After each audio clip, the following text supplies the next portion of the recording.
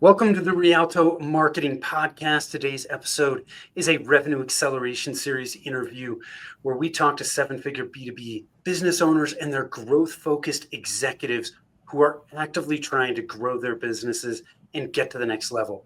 We talk about the good, the bad, and the ugly so that you can learn from their experience.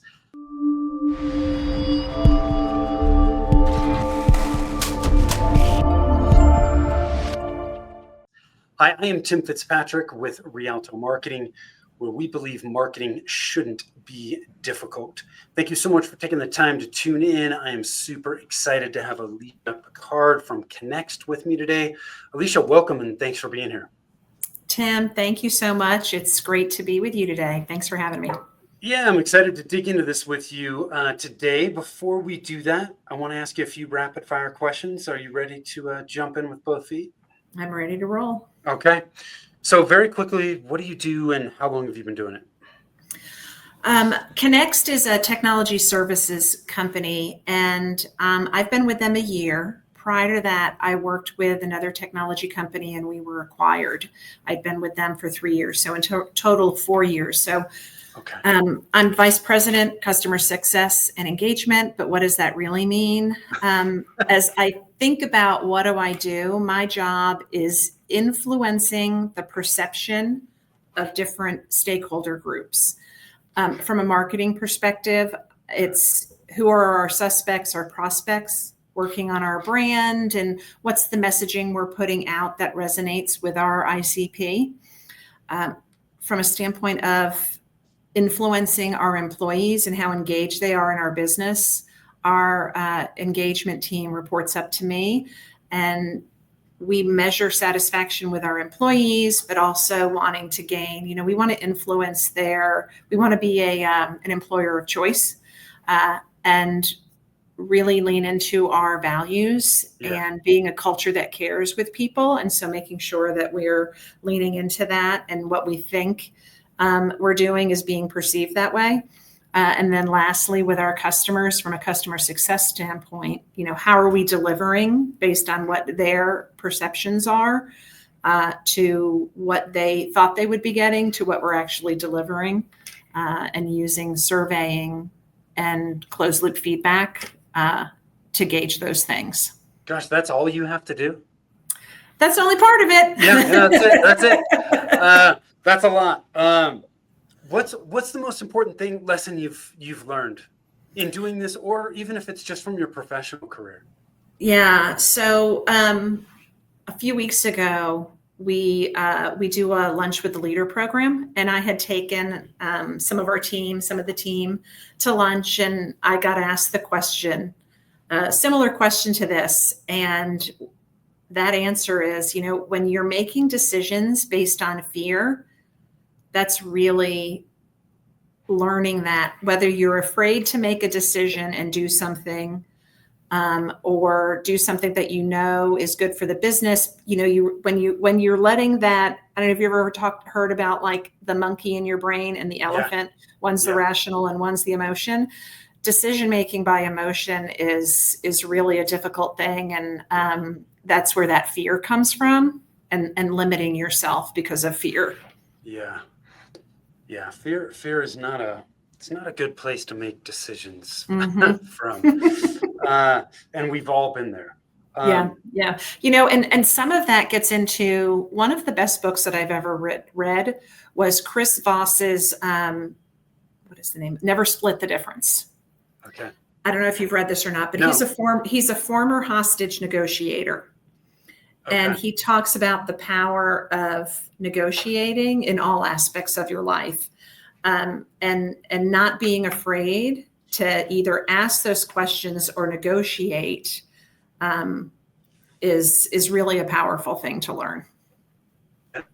What's the name of the book again? Never Split the Difference. And the author is Chris Voss, V as in victory, OSS. Okay, cool. I love that. I have 2 nieces, and I actually just sent it to them. Interesting. It sounds like a good one. Yeah, negotiating was not anything I ever learned in school or was taught.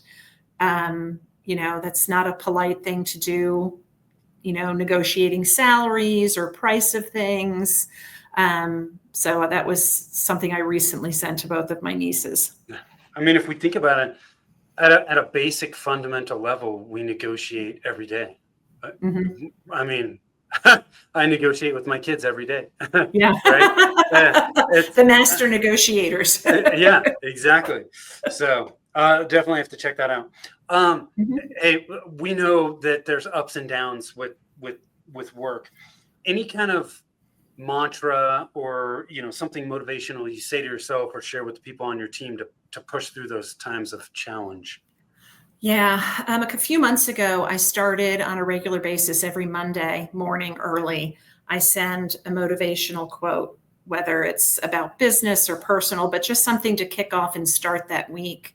But for me, really, I think it's important that we operate in a positive environment. One of the best leaders I ever learned from was actually learning how not to be a leader. In that they operated from a very oppressive standpoint. You always wanted to fly under the radar. Yeah. And that's so stifling for innovation and growth and culture. And so really, I come from it from a standpoint of encourage one another and lift each other up. And not to say that it's Pollyanna. There are going to be negative times, and we say, okay, this is maybe a little difficult right now, or it's not the way we wanted things to go. And what do we need to do next? And things will get better. Yeah. Yeah. I like that. It's kind of that yes and approach. Mm-hmm. Yeah. Yeah. I love it. I know in your career, you've worn a lot of different hats. You've been in finance, operations, marketing, customer success. It's a pretty broad experience. How has that broad experience shaped how you're approaching marketing strategy at Connext? I think it makes you a bit more eyes wide open to have an understanding. So in my role today, when I think about whether it's influencing prospects or its employees, knowing the levers and the pain points, or maybe the job to be done for what we're trying to convey. Yeah. It's what do those people want that job to be done? And I think everyone in business needs to understand how their business makes money and what their cost drivers are. And then you can figure out for yourself, then what's my role within that? Yeah. And how do I be a good steward of our business? And just really gives that broader perspective of messaging and relating. There's a lot of cross collaboration. I have a lot of hats, but I work with a lot of different parts of the business, and having that understanding of how their world operates, I think creates a little bit more empathy and connection. Yeah. It's interesting you bring up having that deeper understanding about the business, what's driving the business, where are the profit centers. Because it's not uncommon for even higher level marketing executives to not be included in those types of discussions. Oh, wow. And yeah. I think that is a huge mistake. And the marketing folks that are in that position that I've talked to are like, I just don't get it. Like how that's really important stuff for all of us to know. Yeah. Well, I mean, the finances, you set your budget, but just because you set the budget doesn't mean you're necessarily going to have those dollars. And so you need to be aware. We have a weekly meeting, our ELT. I'm part of the leadership team. We meet every week and go through. We look at our finances. Each of the heads of each of our groups, we talk about our areas of responsibility. What are the rocks keeping us from eclipsing our priorities? Yeah. We follow, I'm not sure, are you familiar with Rockefeller habits or scaling up? A little bit. Slightly. Yeah, that's a model we're following. And so we use that process to say what's happening. And one of the things that we hear from operations, we're aware of sales, we're aware of marketing. It's really a very overarching approach to go to market. actually, when we're, bringing in all of those players. Yeah. The other interesting thing that you touched on that I think is really important, you talked about, because you're within your role, you're serving multiple audiences, as you've touched on, right? It's current clients, it's prospects, it's team members. To be successful, we've got to understand the audience, who they are, their pain points, what their goals are, what their desires are, and then that helps us create that message. Really, even when you're talking about team members, it's internal marketing. Oh, yeah. A lot of people don't think about it that way, but it is. It is, absolutely. We need to understand them, and once we understand them, then we can create messaging that's going to resonate, right, with those people. So whether it's internal or external, it's all the same. The base is, who's the group that we intend to target? Do we understand them? And then how can we craft a message that's going to resonate and attract those people? So thank you for bringing that up. I want to shift a little bit into just talking about the Connects marketing team, which is lean. It's just you, which is not uncommon. What strategies, tools have helped you maximize, your impact, your effectiveness with a small team and limited resources? Because a lot of the people I talk to are in this place. Yeah. One of the things that I did when I joined the company initially was did like an audit. What's our tech stack? What are all the technologies that we have? What are the capabilities? To have an understanding of what do we have existing today. So we're a small team. We run a lean budget. What do we have in-house today that we can do more with, rather than going outside and bringing in additional layers of technology? And I think, like many people, AI is really an efficiency driver. Yeah. AI and automation are two ways, and you can have enterprise versions or not have enterprise versions of different AI tools. You need to really be aware of what are the risks of using AI, because whatever you feed into it, it's learning from. So being aware of what are the nuances of the tool that you're using, what's included, and then using them to your best benefit to drive efficiencies. I work with our sales team, and I work with them to create automations to help make their jobs easier, automating reporting or creating sequencing of contacts out. Also with reporting out to our executives, I do some analysis in our sales data, looking at partners and win-loss analysis. It's really AI and automation just to make things more efficient. And I think you also have to be, pretty organized and don't wait for perfect. Sometimes good enough is good enough. Yeah. Done is better than perfect. That always resonated with me. Well, I tell my son, he's asked me, when he was younger, he would ask me, do you like perfect? And no, I don't. I said, perfect is the enemy of progress. Yeah. It's especially I think it's this way with a lot of things, but, with marketing, there is no perfect plan. Like we have to put a plan together. And as we take action, we learn from that. And then, it's test, measure, learn. And it's this constant process. But without taking action, we're never going to get the information we need to learn from and get better. So I thank you for sharing that. And I know, with AI, there's so much going on with AI everywhere. Marketing it's the same. I think there's a lot of people that,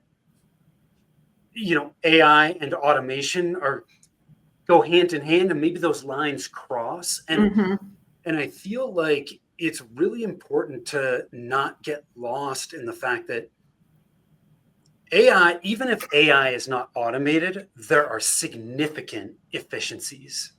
And one of the big benefits I'm seeing is just as a thought partner, bouncing ideas off of it, getting feedback. You mentioned your sales team, like some GPT and ChatGPT and I discovery call transcripts in there and get feedback and get data from it that helps drive. One, it helps me fill blind spots that I might have had. It confirms some of the things that I was thinking after getting off the call.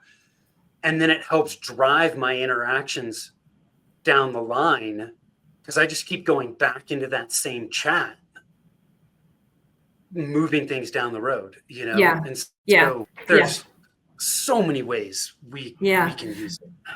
One of the prompts that I built to help our sales team is when we have leads that come in, or they're targeting a particular customer that they want to work with, is I built a prompt for strategic account research that asks items 1 through 12 on a defined customer, and the amount of time that the engine can produce this is staggering. Now, I will say you do need to validate. You can't just take everything as a grain of salt because you can get some, I can't think of the term that they use, but you just want to validate that what it's providing is accurate. But it takes what could be an hours long process to research a particular company. It creates this within a few seconds. Yeah. It's, and that's a perfect example of this efficiency. Yeah, exactly. Right. It's, you've saved the prompt. You're using it over and over again. All you're doing is popping it in, putting in the appropriate data that you wanted to use, and then it goes out and does it. It's a perfect example. A personal prompt that I built for creating a weekly menu within a grocery budget at a particular grocer and having that, using the agent to send. I mean, just think about what are the things that I'm doing on a routine basis at work that I need research that I'm going for. It's incredible, the power. Yeah. Well, and I don't know about you, but I have chosen to focus on one tool. So I use ChatGPT, whether it's the best or not. I'm not going to debate that. I just made the decision early on that they were probably, if you're going to hitch your wagons to anybody, it was probably a pretty strong one too. And go deep into that tool because there's too many tools and there's too many nuances. And I would rather learn one tool. And then, hey, if I decide that I need to use another tool, well, then I can expand. But I'd rather go deep in one. Because like you said, when you initially went into with Next, you're like, hey, let's audit our current tech stack. Like, why add tools that we don't need? And so many people do that. It's like, man, we need to simplify. Use as few tools as possible. Otherwise, you're just making things complicated. Exactly. Yeah, absolutely. I know you touched on sales a little bit. You're working very closely with them, and specifically on a lot of account-based marketing tactics, approaches. But I know the adoption on that has been a little bit challenging, especially getting the sales team to kind of engage on LinkedIn and that kind of stuff. What have you tried so far, and what do you think? What do you think it's going to take to get more participation in that? Well, as they say, what measured matters. What's measured matters. So rolled this out this week where I showed my dashboard of information and the reporting of activities by individuals. So having that level of visibility and accountability is going to drive the behavior. You've got to, communicate the expectation, validate that it's being done, but measure it. And that's going to, I think, adoption is always a challenge. Some of that is just learned behavior and you've got to get people doing things and used to doing it. But by measuring it and reporting out on it, that will help drive the behavior, I think. Yeah. Well, one of the other things you already mentioned too was tools, right? So you've given them a prompt so that they can do account research very quickly through AI, confirm it, right? So the tools, I think, easier for them to do the action you actually want them to take. Right. is supporting that as well, right? And Absolutely. Absolutely. yeah, Another thing I've done is I've built a series of emails. I've got all of these templates that they can use, so they didn't even have to write an email. yeah, Just pick which one you want. Created sequences where if it's a little bit more cold and they don't necessarily have a relationship there, building that email sequencing. We're not big into blasting emails. yeah, So it tends to be a bit more account based and relationship nurturing. Sometimes it's a little more knocking on the door. yeah, We're trying to not be an email blaster. I don't know that that's particularly effective, and it's yeah, not aligned with how we operate. yeah. So for people that aren't familiar with account-based marketing, you guys are identifying potential you're identifying ideal clients that you would like to work with, and Mhm. your salespeople are starting to connect with those people and build relationships. Yes, It's not these people are in our ICP and we're going to just start freaking sending them cold emails. exactly. It's Right. connecting on LinkedIn. It's maybe you suggest some type of initial call, or you start to interact with their posts or reshare their posts. It's that kind of stuff to slowly build the relationship, where especially in the IT space, you know, people aren't really worried about IT until they have a problem. And then when That's they've got a right. problem, when they've got a problem, then they're like, oh crap, Right. uh, my IT provider dropped the ball and I need help. And so Hmm. it's a matter of staying in front of people long enough so that when they do get into that small percentage of the market that's looking to buy, they're Hmm. thinking of Connect. Exactly. Yeah, Exactly. So on the yeah, direct front, and actually that's on our we work with our strategic partners as well, and using some of that with our strategic partners as well, because they have vast numbers of employees. They aren't all familiar with us as well. And again, yeah, even there, we're not blasting them. We're doing that referral based into them, getting a reference, and so and so suggested that we get in touch and work together, and doing those more relationship fostering yeah. and that type of approach. How big is the sales team? If you count, so we have, I think we've got 3 internal sales who are Okay. like account execs. Yeah. We've got a head of partnership, 2 heads of partnership who are out more at a higher level, and then our CRO. Okay. So the account execs, for example, they're involved in this account-based marketing approach. Is that Yes. right? Yeah, they're key players. Do Mhm. you how many how many potential prospects are on each of their lists that they're trying to build relationships with? Are you Well, still early in the process Well, we're there? still early on with it. We've hired, our business model has been, our go-to-market motion has been through partnerships. And so we've just this year started going into a direct approach. And so Okay. we've got an individual who was hired this year who is aligned with that direct. So he has a list, and then we're adding to it based on engagements that we get inbound to us. Yeah. Um, I don't know his total number actually. Yeah. Yeah, that's a good So over question. time, that's just going to continue to build. Absolutely. Um, because what people, it's not like these people that are on an account-based marketing list you're not contacting these people daily. Correct. Right, right. It's Absolutely there. not. Yeah. There is a gentle cadence in the process, and you might be touching them on LinkedIn here, or you might be leaving a message, or you might be sending an email, but you're just hitting them through multiple channels over a period of time to, to build that relationship. That's exactly right. That's Yeah. exactly right. Okay. Cool. I love it. Let's shift to partnerships because you touched on that. Mhm. Major growth driver for you guys. Tell me more about this. Like, what types of partnerships are they? How do you build and strengthen those relationships over time? So with our existing partners, we're getting more strategic with that. It's through the effective delivery of are we delivering what we say we're going to?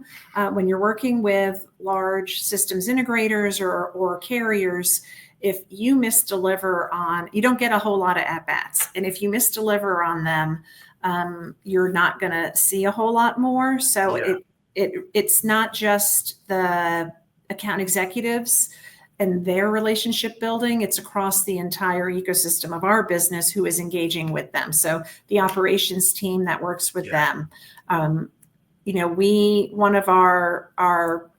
one of our purposes is building trust every day. And that's across everybody in the business. So from the operations team or the project manager working with them, are they doing what they say they're going to do, all the way to our accounting team and how we invoice our customers. As we're getting more strategic and we look at rolling out, one of the things we're going to be doing is business reviews. And it's not necessarily, it's taking it more than just, a lot of times someone will do a business review and I'm saying, this is what we had. And it's sort of, here we are today and what we did in the past. That's going to be a little small piece of what these review and conversations entail. It's going to be, here we are looking forward, bringing to them, these are new capabilities that we have. Or even if you look at, say, a heat map of, these are all of the services we have, this is what you're utilizing today, these are the ones you're not, talking around that, and then understanding where are they going and sharing, what are your objectives for this year? These are our goals, and having some transparency with those customers. And then also leaning into the executive relationships that can be fostered above that. Yeah. So you're, just so people are clear, the partnerships that you're talking about, are they larger larger companies that are bringing you into projects that they are managing it as a whole? Is that right? It could be that. It could also be, we have partnerships with OEMs. They could be equipment manufacturers, and we're providing the service side. So they may sell hardware or security equipment, and we're doing the service side of doing the installation for them. Okay. So is the end client being billed by you? Like, do they know that you're Connext, or do they see you as the partner? It could be the end customer, or they see us as the partner. It's a mix. Okay, so it's a little bit of both. Okay, got it. Yeah. But it's one of the things that I think is really interesting that you're touching on is, this is not, these partnerships in your case, it's not just a relationship that's being managed by one person within the Connext organization, because you're touching, they're being touched through the entire customer journey. And so you need to make sure that you have people, everybody at Connext is on the same page about this partnership. Absolutely. But then you also still have somebody that's really driving that main partnership where, you're talking about, hey, setting up these, whether it's quarterly or semi-annual or annual meetings, to just say, hey, here's where we're at. Where are you at? What else can we do to help support you in your goals, right? That's right. So yeah, I love it. It's there's a lot there. Yeah. It's funny. We had a town hall meeting today, and our CRO, he likes to say, everybody's on the sales team. Well, everybody's on the sales team. Everybody's on the client delivery team. We're all very instrumental in the experience that our customers have. And it really starts with the employee journey. What is the employee's experience? If they're having a good experience and we're giving them what they need to execute consistently, they're able to do that for our customers. Yeah. Cool. I love it. Let's end with a little bit more marketing stuff here. I know one of the things you touched on was, a lot of your focus with marketing is on earned media, more guerrilla marketing tactics. Anything you can share with us there about something that's worked well and maybe one that didn't work out as planned? What I'm learning is what's going to work better is, so from an earned media standpoint, we had some success where positioned some of the successful work that we did. It was in healthcare, an IoT device deployment in healthcare. with about 7,500 of these IoT sensors deployed within the healthcare system. Position that to an organization and found that we were selected as case study of the year. So that was the first foray, and that win is sort of what was my launching pad to say, hey, here's a great opportunity to earn some exposure. And things that have not gone as well that I'm learning from is just like everything in marketing, it's the long game, and there's a relationship building.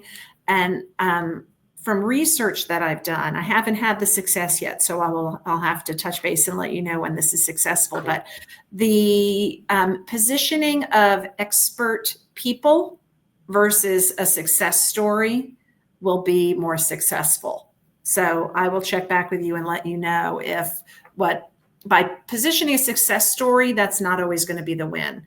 Yeah. Positioning a resource who is an expert in a field that is actually a topic of interest in other media today. So is there AI media going on? And we have a resource who could be a quoted resource expert that will be more successful. So that's my next approach. And so I'll have to let you know how Cool. that goes. That's awesome. I appreciate you taking the time, Alicia. This has been a great conversation. One last question before we wrap up, which is Sure. knowing what you know now, anything you would do differently? Wow. There's probably a lot of things I would do differently. I think I learned late in the game, don't make decisions out of fear, or don't not make a decision because you're afraid. Just jump in and try things. It's not going to be perfect, and that's okay. Just don't screw it up too bad. Yeah. Where can people connect with you? People can connect with us. Our website is teamconnext.com, and I'm on LinkedIn, Alicia Picard. Awesome. We'll make sure that both of those are in the show notes. Alicia, thank you. I appreciate you. Those of you that are watching, listening, appreciate you as well. If you want to connect with us, you can do that at rialtomarketing.com. The other resource we've got for you is over at revenueroadblockscorecard.com. When we help clients build their marketing engine, we focus on 9 key areas. If you want to know which of those 9 are slowing down your growth, that's where you can do it. revenueroadblockscorecard.com. Go check it out. And thank you. Till next time. Take care.